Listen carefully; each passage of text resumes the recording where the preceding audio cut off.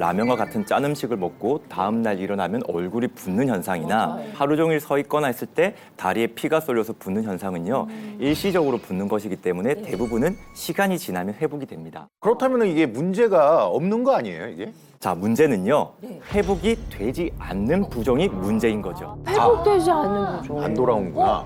얼굴이 부어서 저 지금 한 달 동안 계속 저 왜 안 돌아오죠? 아니, 이러면 안 된다는 거죠. 그렇죠. 이상준 씨처럼 얼굴이 붓는 게 일시적인 현상이 아니라 지속적으로 부어 있다. 이렇다면은 내 몸에 이상이 잠깐만요. 네. 누나는 장난한 거고 네. 선생님은 진짜잖아요, 지금. 저한테 지금 의사 선생님 자격으로 진단을 내린 거잖아요. 계속 지속적으로 부어 있다니요, 제가. 아니에요, 이거 빠진 거예요. 그러면 지속적으로 계속 부어있으면 병원을 가야 되는 거죠? 부종이 안 빠지고 지속된다는 것은 내 몸에 이상이 있음을 알리는 신호탄이라고 생각을 하시면 되겠습니다. 아니, 그러면 부종인지 아닌지를 좀 확인하고 싶은데 어떤 방법이 있어요? 그건 제가 한번 말씀드려볼까요? 네. 양말만 있으시면 됩니다. 양말이요? 양말? 이 양말을 벗었을 때 양말 자국이 남잖아요, 이 부위. 이 자국이 발목에 30분 이상 지속되거나 발이 저리고 또 그 부위가 간질간질 가려움증이 있으면 부종이나 혈액순환에 문제가 있는지 의심해봐야 합니다. 사실 양말 자국은 집에 가서 확인하잖아요. 그래서 보통 그런 부종은 혈액순환에 문제가 있는 경우가 많아요. 그래서 저녁에 다리에가 붓는 경우는 혈액순환에 문제가 있는 거고 아침에 일어났는데 눈두덩이 심하게 부었다. 그러면 신장에 문제가 있을 가능성이 커요. 양말만 있으면 간편하게 내 몸 상태를 확인할 수 있다는 거네요. 말씀하셨던 것 외에 몇 가지 방법을 더 알려드릴 거거든요. 자, 다들 한번 체크를 해보실까요? 네. 자, 손가락 드시고요. 네. 자, 접어요? 네, 하나씩 접으시면 됩니다. 첫 번째로 아침마다 얼굴이 퉁퉁 붓는다. 오, 부어. 왜 그런지 몰라, 부어. 반지가 안 빠질 정도로 손가락이 붓는다. 반지를 낀 적이 없습니다. 죄송합니다. 안 빠질 정도는 아니지만 붓기는 붓는데 뭐 빠지긴 빠지죠. 막 빡빡하게 빠지죠. 네. 맞아요. 자, 그리고 우리의 정강이 뼈 안쪽을 3초간 눌렀다가 떼었을 때 손자국이 남는다. 정강이 뼈 안쪽이 어디예요? 정강이 뼈 안쪽, 여기를. 종아리 있는 곳, 종아리 쪽. 근데 니 누나 정강이 뼈였는데 자기 허벅지 만지고 있었어요. 허벅지랑 정강이 몰라요? 허벅지 이러면서 정강이 뼈가 어디예요? 아니, 그래서 정강이 뼈가 정확히 어디인가. 저는 헷갈릴 수 있다라고 봅니다. 네네. 그래요? 봐요. 전국에 저 같은 시청자들도 있다고요. 자, 여러분, 요 무릎 쪽 이쪽입니다. 여기를 눌렀는데 안 올라온다. 네네. 자, 그리고 아침과 저녁의 체중 변화가 약 1.5kg 이상 차이가 난다. 상준 씨 접어요. 저는요, 유지해요. 저는 제가 갖고 있는 몸무게 유지해요. 빠지지 않아요? 예, 안 빠져요. 네네네. 그 다음날 더 올라가 있으면 올라가 있지. 전 유지해요. 예. 네. 자, 그리고 양쪽 팔이나 다리의 둘레가 약 2cm 이상 차이가 난다. 양쪽이 이게 서로. 뭔 말이야? 그러니까 이게 짝짝이라는 거예요? 그 정도는 아니야. 자, 제가 말씀드렸던 것 중에 한 개라도 해당이 된다면 이미 부종이 있는 상태라고 봐야 되고요. 여기 무조건 한 개 이상 있죠. 아니야? 나 없잖아.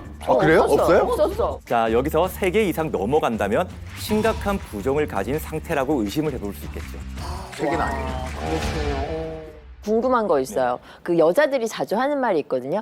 살 아니야. 나 부은 거야. 근데 그 부은 게 지속되면 살이 되나요? 어느 정도 일리가 있는 말씀이죠. 실제 연구에서 비만 환자를 대상으로 관찰을 했더니요. 약 75%가 만성적인 다리의 부종을 겪고 있는 것을 확인할 수 있었습니다. 부종으로 인해서 지방과 같은 노폐물이 더 많이 쌓일 수가 있고요. 이 노폐물이 쌓이게 되면 부종은 더 악화되는 악순환이 발생하는 것이죠. 아니, 그러면은 부어가지고 이게 살이 됐어. 그 말이 그럼 일리가 있는 거네요. 아니, 근데 늘 저는 궁금했는데 아니, 왜 이렇게 붓는 거예요? 우리 몸속에는 수분이 약 65%를 차지하고 있는데요. 몸무게가 60kg이라고 가정을 한다면 수분이 거의 40kg 정도라고 할 수가 있겠죠. 네네. 자, 그런데 이 혈관 속에 있어야 될 수분들이 혈관 밖으로 새어나온다고. 불필요한 곳에 고여 있게 됩니다. 그렇게 몸속에 물이 차는 현상을 부종이라고 할 수 있겠죠. 그러면 이 얼굴, 다리 말고도 이제 다른 곳도 부을 수 있다는 이야기인 거죠? 네, 전신적으로 부종이 발생할 수 있습니다. 전신이요? 그중 가장 위험하고 가장 조심해야 하는 세 군데의 부종을 알려드리고자 합니다. 네네. 자, 첫 번째로 위험한 부종은 바로 간입니다. 아, 간. 근데 우리 간이 부었다 막 이런 표현 막 그런 거 맞아요. 하잖아요. 근데 그게 그냥 농담인 줄 알았는데 진짜 간이 이렇게 부종으로 부어요? 간은 부으면 대범해지는 것이 아니라 위험하죠. 간은 이제 여러 가지 물질들을 만들어내는 생성하는 역할을 하는데 그중에 중요한 단백질을 생성하는 역할도 합니다. 그런데 간의 기능이 떨어지면서 이러한 단백질의 생성이 모자랄 경우에는 부종이 생길 수 있고 복수가 찰 수가 있습니다. 복수로 인해서 물이 차는 게 간이 이상이 있는 거네요. 이렇게 배에 물이 차는 복수, 이 복수가 생기는 주요 원인으로는 강경변증을 들 수가 있습니다. 강경병증 발음도 힘든데 이게 뭔가요? 강경변증 어렵다. 만성적인 간의 염증으로 인해서 간세포가 손상이 되고 이 손상이 반복되다 보니 간이 섬유화되어서 간의 기능이 저하되는 질환입니다. 안으로 들어가야 될 혈류가 제대로 들어가지를 못하고 뒤에 적체되게 됩니다. 이 때문에 혈관이 파열되게 되면 대량의 피를 토하거나 혈변을 보게 되겠죠. 결국 출혈이 발생하기 때문에 생명을 위협할 수도 있습니다.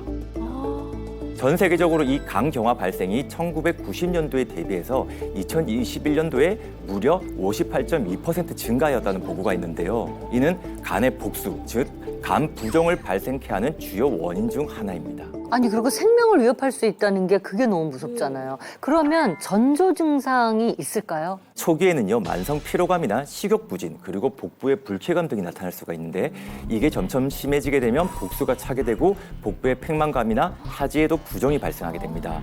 또한 위와 식도에 정맥류가 발생할 수 있고요. 더 악화가 되면 출혈이 생기고 간성 혼수까지도 진행할 수 있습니다. 와. 그렇기 때문에 초기에 이상한 증상이 든다면 붓기 전에 병원을 찾는 것을 권장드립니다. 그리고 또 한 가지 덧붙이면 간경화 환자의 약 10%가 복수를 경험하고요. 복수를 경험한 환자들 중 이렇게 10년 안에 경험하는 비율이 약 60%에 해당합니다. 그러니까 일단 간이 손상되면은 간에 물이 차서 부을 확률이 점점 더 높아진다는 얘기잖아요. 근데 간을 잘 챙겨야 되겠네요. 근데 우리가 흔히 알기에는 간이 안 좋아지는 이유는 술 때문으로 알고 있는데 그러면 술을 마시면 안 되는 건가요? 복수 발생을 유발하는 이 주요 원인으로 알코올성이 아니라 비알코올성 지방 간질환 등이 증가하는 추세입니다. 간 관련 질환이 알코올과 관계가 있다고 생각하시는 분들이 많은데 이제는 그렇지는 않다는 것이죠. 두 번째로 위험한 부종이 폐네요. 근데 저는 이제 폐가 붓는다는 거는 사실 처음 들어본 것 같거든요. 예, 맞아요. 그 폐에 빵꾸가 난다는 말을 들었어도 이게 폐가 붓는다 말은 없는 것 같은데 처음 들어본 것 같아요. 예. 그럼 이렇게 표현하면 어떨까요? 폐에 물이 찼습니다. 네, 들어본 것 같아요. 예. 우리가 숨을 쉬기 위해서는 폐에서 산소와 이산화탄소를 교환해줘야 되죠. 이를 위해서는 폐포라는 공기 주머니에는 공기만 차 있어야 됩니다. 그런데 이 폐포에 공기가 아닌 액체가 들어가게 되면 그게 바로 폐부종이 되는 것이죠. 공기가 들어가야 되는데 액체가 들어가면요. 자, 제가 사진을 준비했는데 사진 한번 보실까요? 어이구. 아이고. 어머. 우선 왼쪽 사진은 정상적인 폐 사진입니다. 그에 반해 폐 부종이 있는 사진인데 물은 하얗게 보입니다. 엑스레이상에서 폐에 물이 찬 거죠. 완전 뿌옇게 나오는데요? 안개 낀 것처럼? 찜질방 가면 뭐 아이스방에 옆에 그 아이스들 있잖아요. 그것만큼 너무 뿌예요. 뭔가 이렇게 좀 어떻게 이게 깨끗하게 해드리고 싶은데 뭐 어떻게 해야 됩니까 저거? 저게 일단 원인이 왜 저렇게 된 거예요? 폐 근처에 있는 심장에서 혈액을 제대로 펌프질을 하지 못하면서 폐혈관에 혈액이 정체되고 그리고 압력이 높아지게 되면서 그 체액이 폐포로 스며들어서 폐부종을 일으키는 거죠. 그렇다 보니 심부전이나 고혈압성 심질환, 심근경색과 같은 질환으로 인해서 폐부종이 발생할 수도 있습니다. 폐랑 심장이랑 밀접한 관계가 있는 거였네요. 그리고 우리가 폐부종을 조심해야 되는 이유가 또 있는데요. 바로 생명을 위협할 수 있는 응급질환이기 때문입니다. 아, 이게 응급질환이라고요? 일단 이 폐에 물이 차게 되면요. 산소 교환이 어려워지게 되겠죠. 그렇게 되면 저산소증이 발생하게 되면서 생명을 위협할 수도 있고요. 그리고 신장질환이나 감염, 그리고 심장병 등 다양한 원인으로 빠르게 악화가 될 수 있고 치료가 지연되면 아주 치명적일 수가 있습니다. 실제로 폐 부종으로 입원한 환자의 사망률이 약 17%였고요. 퇴원한 환자 중 1년 이내의 사망 확률은 약 51.2%라고 알려져 있습니다. 우와, 무섭다. 1년의 사망률이 저렇게 높아요? 그뿐만이 아니라 4년 이후 사망률이 약 62%라고 합니다. 66%요? 와. 솔직히 이제 붓는다라는 의미는 뭐 그렇게 무섭지는 않았거든요. 근데 이렇게 선생님 이야기를 들으니까 너무 무서운 거예요. 폐부종 증세. 그러면 이거 우리가 좀 미리 알 수 있는 방법이 있을까요? 네, 대표적인 폐부종의 증상은 심한 호흡곤란입니다. 우리가 숨을 쉴 때 가슴이 답답하고 누워 있으면 숨이 더 차서 앉아서 자야 하는 경우도 있을 수 있거든요. 그 정도로 와요. 또한 마른 기침이 지속이 되다가 심해지게 되면 분홍색 거품이 섞인 가래가 나오기도 하고요. 와. 폐부종이 더 심해지게 되면 입술이 푸르게 변하는 청색증이나 극심한 불안감과 발한 증상, 그리고 맥박의 증가와 같은 증상들이 동반될 수도 있습니다. 저도 이제 그 20여 년 전에 한방병원에 근무할 때 이제 중풍 때문에 입원한 제 환자가 갑자기 기침을 하는 거예요. 그다음 호흡곤란이 있고 시간이 지났는데 입술이 좀 파래지는 거야. 엑스레이를 찍어보니까 폐부종인 거야. 폐에 물이 찬 거죠. 그래서 이제는 주변 사람들 볼 때 입술이 좀 파랗다든가 얼굴이 유독 좀 창백하면 좀 예의주시할 것 같아요. 그리고 좀 병원 한번 가봐 이렇게 조언도 해줄 수 있고. 그러면 이제 다음 부종을 확인해 보도록 하겠습니다. 네. 빠밤. 뇌예요. 와, 뇌는 정말 부으면 이건 진짜 뭐 큰일 나는 거 아니에요? 예전에 영화 볼 때 왜 수술을 하려고 딱 열었는데 내가 부어 있습니다. 그러면서 봉합하지 못하고 수술 끝내는 그런 슬픈 영화들 많았잖아요. 충격적이에요. 그때 너무 충격적이었어요. 자, 이 뇌부종이라는 것은요, 뇌 조직의 수분이 비정상적으로 증가한 상태입니다. 우리 뇌는 두개골이라는 단단한 뼈로 둘러싸여 있는데요. 그렇기 때문에 조금이라도 붓게 되면 뇌압이 급격하게 상승하게 되겠죠. 그리고 이로 인해 다양한 문제를 일으킬 수가 있습니다. 너무 위험하네요. 그럼 어떤 다양한 문제를 일으키게 되나요? 뇌부종의 증상은요, 기본적으로 뇌의 압력이 높아지면서 발생하는 거거든요. 흔한 증상으로는 심한 두통과 그로 인한 메스꺼움의 구토를 유발할 수가 있습니다. 또한 시야가 흐려지거나 이중으로 보이는 시각장애를 일으킬 수도 있죠. 아, 이게 심한 두통과 시각장애라고 하니까 좀 무서운데요. 근데 뇌가 붓는다는 건 정말 위험한 거 아니에요? 그렇죠. 정말 위험한 거죠. 이 상태가 더 심해지게 되면요, 의식이 저하되고 혼수 상태, 그리고 심지어는 사망에 이를 수도 있습니다. 어머. 한 연구에 따르면 급성 허혈성 뇌졸중에서 이 뇌부종으로 사망한 사람이 전체 뇌경색 환자의 약 5%라고 합니다. 근데 사실 뭐 뇌는 우리 몸에서 심장 다음으로 중요하다고 알고 있잖아요. 정말 잘 챙겨야 되겠네요.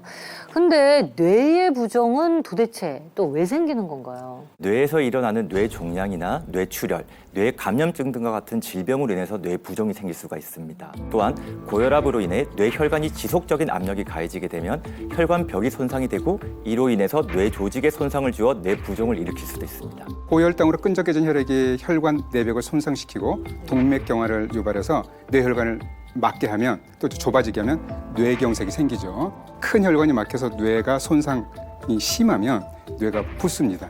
그렇게 되면 뇌부종을 유발하게 되죠. 중년에 제일 조심해야 하는 게 이제 고혈압과 당뇨잖아요. 이것 때문에 뇌 부종이 생길 수도 있다고 하니까 정말 신경 써서 늘 꾸준히 관리를 해야 되겠네요.